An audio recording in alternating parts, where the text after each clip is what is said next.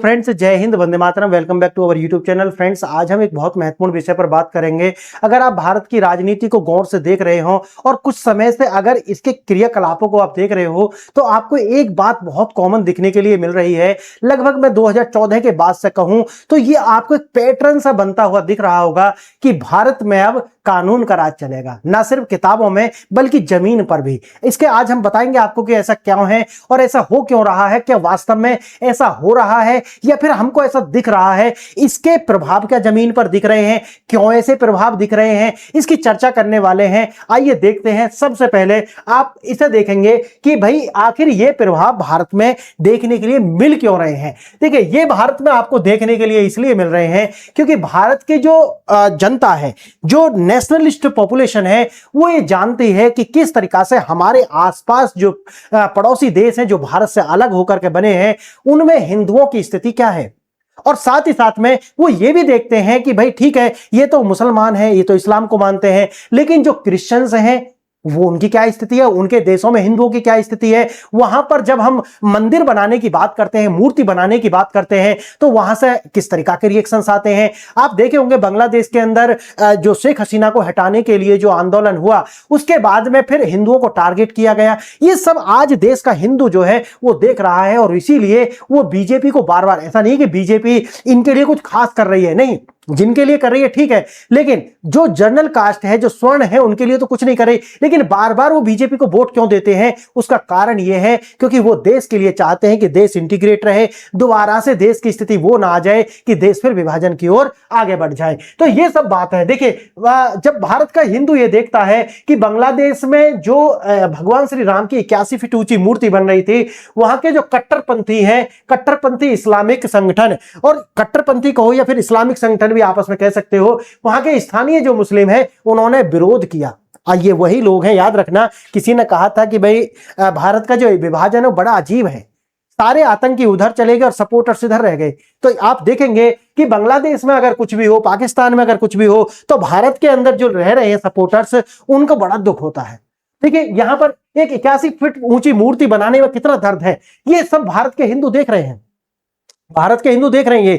और जब वो वोट करते हैं तो उनका मांग ये होता है, अपने जो क्षेत्रीय दल के राजनेता हैं जो आते हैं उनके पास वोट मांगने कि भाई हमारे लिए क्या कर रहे हो, हमारे धर्म के लिए क्या कर रहे हो, सनातन के लिए क्या कर रहे हो। तो ये सब है। अब देखिए, यह मूर्ति उत्तरी बांग्लादेश के गाईबांधा जिले के पालासबाड़ी में स्थित श्री श्री राधा गोविंद और काली मंदिर परिसर में बनाई जा रही थी। यह बांग्लादेश में भगवान राम के सबसे ऊंची प्रतिमा थी। अच्छा, ये हिंदू बना रहे थे, हिंदू अपने पैसा से बना रहे थे, लेकिन भारत के अंदर जो मुसलमान रहते हैं सरकार उन्हें फंड करती है। आप देखिए, मदरसे के लिए फंड करती है, मस्जिदों के लिए फंड करती है, तो सरकार यह फंड करती है, लेती कुछ नहीं, मंदिरों से टैक्स लेती है और मदरसे और मस्जिदों को फंड करती है। लेकिन वहां पर देखिए, वहां पर हिंदू अपना मंदिर बना रहे हैं, अपने मूर्ति, तो वहां के जो मुसलमान हैं उनको दिक्कत है। मैं कट्टरपंथी नहीं कहूंगा, ये मुसलमान ही कहेंगे, मुसलमानों को दिक्कत है। अच्छा ठीक है भाई, आप कहोगे कि हाँ तो ठीक है भाई, मुसलमानों को दिक्कत है, तो अभी आप जो कह रहे थे कि भारत के अंदर जो कानून का पालन है वो कैसे हो रहा है, वही से जोड़ेंगे। आप इसे देखिए पहले एक बार,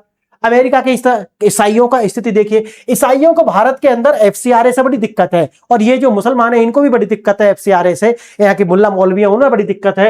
यहाँ देखिए, अमेरिका और पश्चिमी देशों में बने विशाल हिंदू मंदिरों और मूर्तियों, ऐसे एक जगह की नहीं है, ऐसे हंड्रेड प्लेसेस और मंदिर हैं जहां पर ये सब है। जहां टेक्सास का एक उदाहरण देखिए, 90 फीट ऊंची भगवान हनुमान जी की मूर्ति को कैरोलिना में बनने वाले भगवान मुरुगन का विशाल मंदिर बताया कुछ कट्टरपंथी ईसाई। देखिए, समूह दक्षिणपंथी राइट विंग राजनेताओं द्वारा निम्न तरीके से उसका विरोध किया गया। मंदिर परिसर में घुसकर हंगामा करना, समझिए यहां पर इन्हें चर्च के लिए जमीन चाहिए, ये माइनॉरिटी है यहाँ पे, समझिए इस बात को।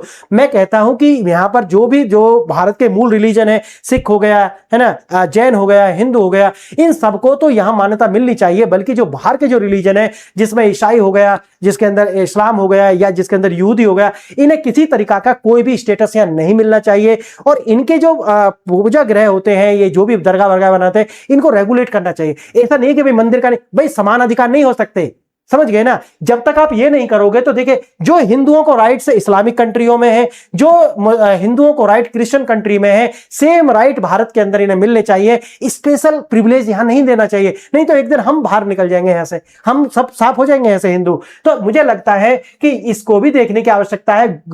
परिसर में घुसे और वहां हंगामा शुरू कर दिया, झूठा देवता कहा, राक्षस कहा उन्हें। सोचिए, अमेरिका में झूठे देवी देवताओं की मूर्ति अनुमति नहीं दे सकते, इस तरीका के जो नारे हैं, हम ईसाई राष्ट्र हैं यहां पर। आप सोचिए, वो तो ईसाई राष्ट्र है और हम कुछ भी नहीं है।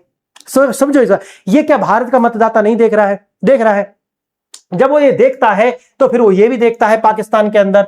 देखिए, 1947 के विभाजन के बाद में पाकिस्तान में हिंदू मंदिरों और अल्पसंख्यक धार्मिक स्थलों को बड़े पैमाने पर नष्ट किया गया, उपेक्षित किया गया, उनको व्यावसायिक उपयोग में किया गया। यानी कि मंदिरों को तोड़ करके दुकान बना दिया, कुछ भी बना दिया, इस तरीका से वहां पर कब्जे कर लिए गए और यहां पर नई नई मस्जिद बनाई जा रही। क्यों भाई? क्यों? तुम अबाबील के अंडे हो क्या? तुम्हारे यहां संरक्षण क्यों मिलना चाहिए? आज देखिए, पाकिस्तान के अंदर क्षेत्र 428 हिंदू मंदिर, 1990 में 400, और अब देखिए कुछ ही मंदिर बचे होंगे वहां पे, सब नष्ट कर दिए गए हैं। ये सब कौन देख रहा है? क्या ये यहां देखिए, एक मस्जिद बाबरी ध्वंस हुआ और उसके लिए भी कितनी सारी 30 से ज्यादा मंदिर तोड़ दिए गए थे उस समय पर भी। 1992 में यहां एक मस्जिद गिराई गई, वहां 30 से ज्यादा मंदिर तोड़ दिए। आप सोचिए, उसके बाद भी देश के अंदर प्लेसेस ऑफ वर्शिप एक्ट लेकर के आए। हम सोचिए हिंदू क्या करेगा फिर? आप देखिए यहां पर, और क्यों ना करें। यहां देखिए, जिस महाराष्ट्र के अंदर इसी को देखते हुए अब सरकारों ने 2014 में बीजेपी आई, और बीजेपी ने आने के बाद जहां का जो वोटर है वो लेकर के आया, बीजेपी खुद तो आई नहीं, वोटर लेकर के आया। उन्होंने कहा ये सब बकवास बंद होनी चाहिए। और अब ये देश का जो वोटर है, जो हिंदू है, वो ये कह रहा है कि भाई हमें वक्फ नहीं देना है, हमें नहीं चाहिए यहाँ पे, इसके लिए किसी के वक्फ नहीं चाहिए। अगर ये चाहिए तो हिंदू के लिए बराबर चाहिए।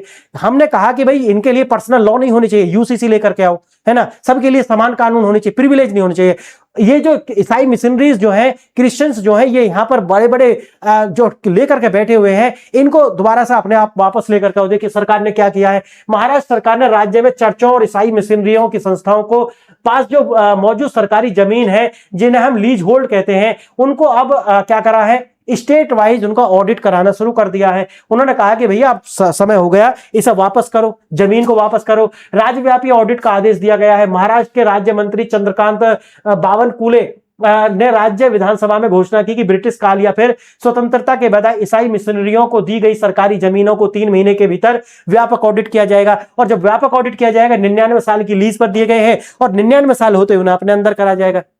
समझ गए मेरी बात? तो ये जो इन्हें विशेष अधिकार थे, ये इसलिए थे क्योंकि यहां की जो पहली सरकारें थी, उन्होंने इनको एक्स्ट्रा कॉन्स्टिट्यूशनल राइट दिए गए थे, यानी कि अघोषित विशेष अधिकार।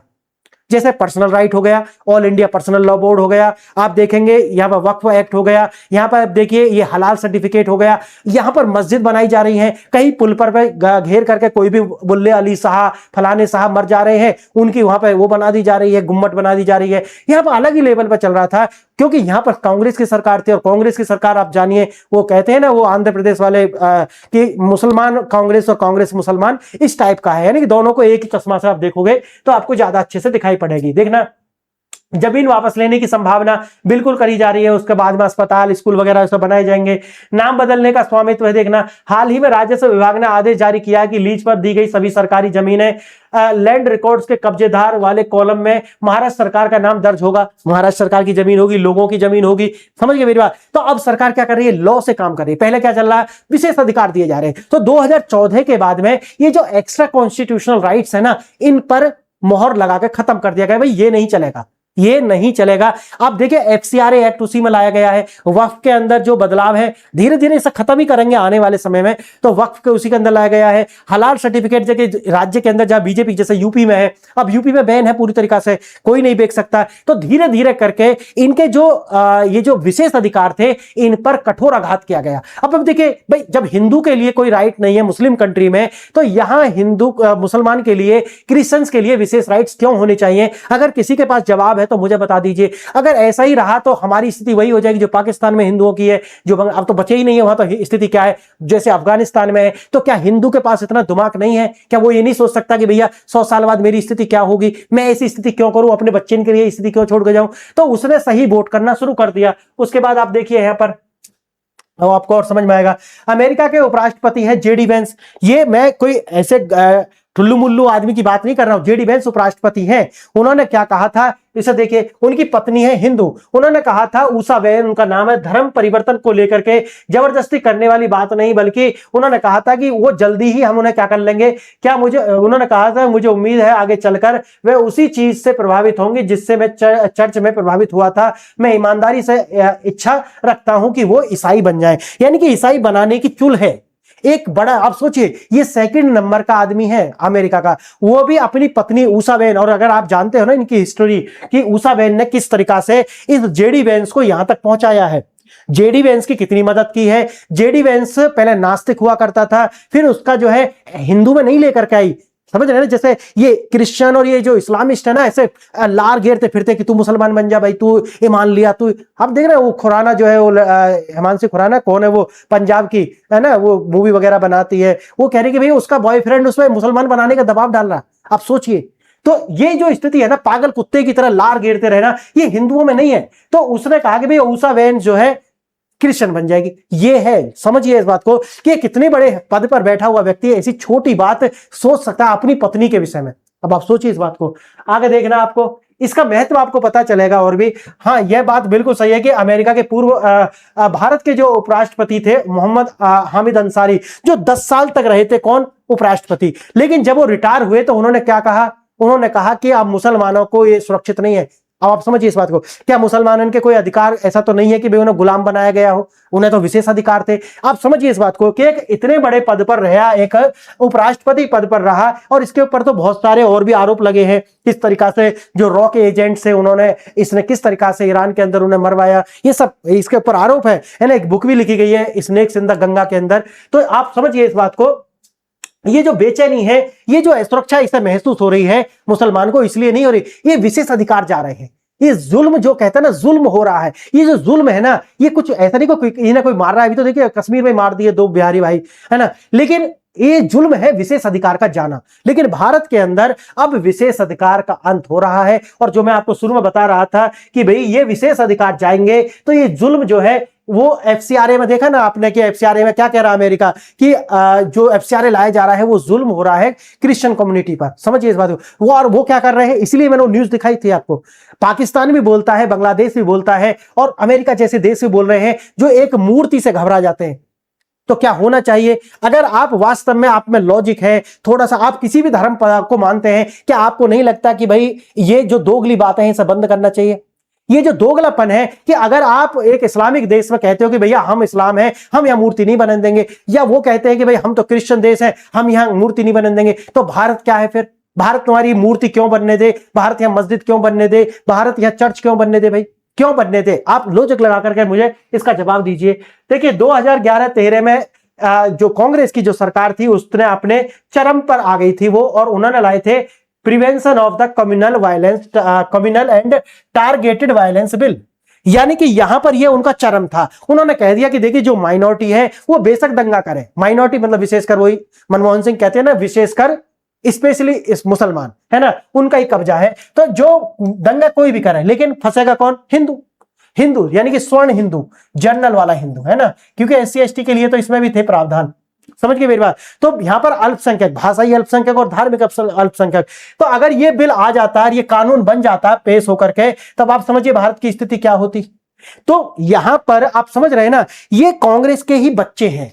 ये कौन है, कांग्रेस के बच्चे हैं। कांग्रेस ने all India personal law board दिया, कांग्रेस ने इनको, आपने देखा होगा कि प्लेसेस ऑफ वर्शिप एक्ट दिया, कांग्रेस ने हलाल सर्टिफिकेट बांटने का इनको नोटिस दिया, ये बांट सकते हैं। कांग्रेस ने इनको जो है हिंदू के लिए तो आप जानते हैं कि 1 शादी कर सकता है, और मुसलमान 4 शादी कर सकता है, तो उनके जो है जो पर्सनल लॉ है वो सुरक्षित रहे, और इधर कोई लॉ नहीं बचा। समझ रहे ना, यानी कि क्रिमिनल लॉ अलग और पर्सनल लॉ अलग, आप समझ सकते हैं। तो ये जो आपको मैंने बताया, ये 2014 के बाद से क्या हो गया, इन पर रोक लगी। 2014 के बाद में भारत में इन्होंने कहा कि नहीं, अब नहीं होगा, इनफ इज इनफ। अब क्या है कि आप देख रहे होंगे कि लगातार अब भारत के अंदर लगातार अवैध जो कब्जे हैं उन पर क्या है, जैसे कि आप देखें फ्लाईओवर हो गया, यहाँ पर मदरसे ये बना करके, इन सब पर क्या करा जा रहा है, बिल्डोजर चलाए जा रहे हैं, मदरसे वगैरह जो है उनको हटाया जा रहा है। मुजफ्फरनगर में आपने देखा होगा किस तरीके से दंगे हुए थे 1990 से पहले, हर वर्ष दंगे हुआ करते थे।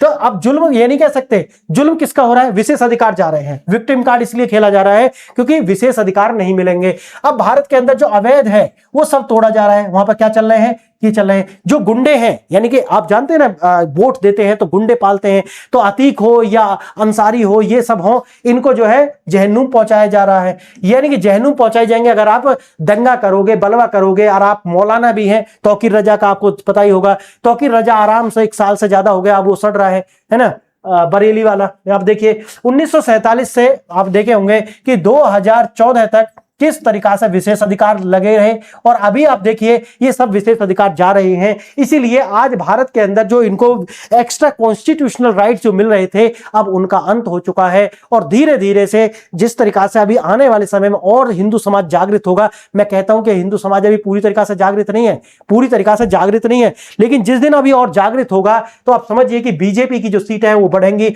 या बीजेपी का हो या फिर कोई भी ऐसी पार्टी जिसके अंदर राष्ट्रवाद है, जिसके अंदर राष्ट्रवाद है, उसकी जो सीटें हैं वो बढ़ेंगी, और बीजेपी हो या फिर कोई भी पार्टी हो सकती है। तो अब जो अवैध कब्जा है उनकी निजी संपत्ति जब्त होगी, सांप्रदायिक हिंसा नहीं होगी। ये कि हिंसा का जो राइट है ना वो भी तो चाहिए ना, ये जो कम्युनल वायलेंस बिल है वो क्या है, वो हिंसा का राइट्स है, यानी कि मुसलमानों को वोट तो देगा लेकिन आपसे बहुत कुछ ले लेगा, ये वही है। अब देखिए विक्टिम कार्ड का भ्रम बनाम नागरिकता, अब देखिए चेहरे हैं आमिद अंसारी, मैंने जैसा SY कुरैशी, ये तो चुनाव आयुक्त रहे, यानी कि ये जैसे ही पद से उतरे इन्हें मुसलमान असुरक्षित लगने लगा। आप समझिए 10 वर्षों तक ये सब पद पर रहे हैं। अब आप देख सकते हैं ना, ये सब विक्टिम कार्ड है।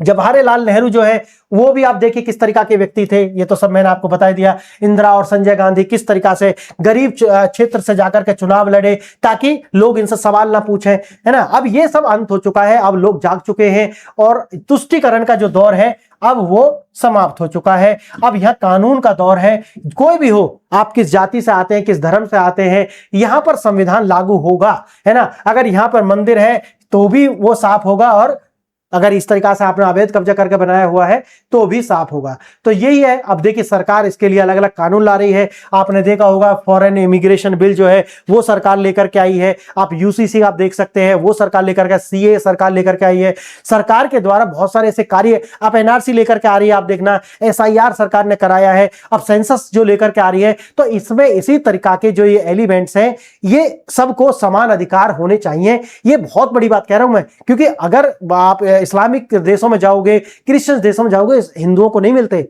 लेकिन हम यहां फिर भी कह रहे हैं, है ना, विशेष अधिकार तो नहीं मिलने चाहिए। आप बताइए मिलने चाहिए या नहीं देने चाहिए। अगर आपको लेक्चर अच्छा लगा तो वीडियो को लाइक शेयर एंड सब्सक्राइब करें। जय हिंद, जय भारत।